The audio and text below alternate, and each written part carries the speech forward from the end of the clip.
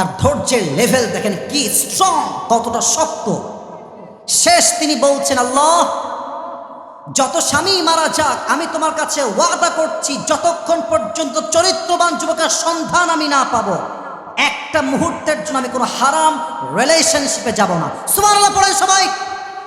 এবার তিনি একদিন ঘুমিয়ে আছেন, রাতের অন্ধকারে তাহাজ্জুদের নামাজের সময় তিনি স্বপ্নে দেখছেন অন্ধকার আমাবস্যার রাত, কিন্তু আসমানে একটা তারা এতটা আলোকিত, এই তারার আলোতে পুরো দুনিয়াটাই আলোকিত হয়ে গেছে। ওরে ভাই কন্যা সুবহানাল্লাহ, ভাই বলেন না সুবহানাল্লাহ। আর উনি দেখছেন যে তারাটা আস্তে আস্তে আসমান থেকে খাদিজার বুকের দিকে নেমে আসছে। আর হঠাৎ করে ঘুম ভেঙে গেছে, কি দেখলাম স্বপ্নে। এবার তিনি দৌড় দিয়ে আসছেন তার চাচা ওয়ারাকা বিন নাফে, স্বপ্নের একজন ব্যাখ্যাবিদ ছিলেন। তিনি বলছেন, চাচা আমি স্বপ্নে দেখলাম একটা তারা আকাশ থেকে নেমে আসছে আমার বুকের দিকের ব্যাখ্যা কি হবে?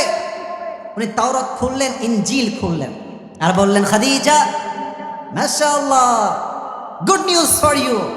ব্যাখ্যা বলছে শেষ নবী তোমার স্বামী হতে চলেছে। খাদিজা তুমি কি খুশি? খাদিজা তো খুশিতে আত্মহারা।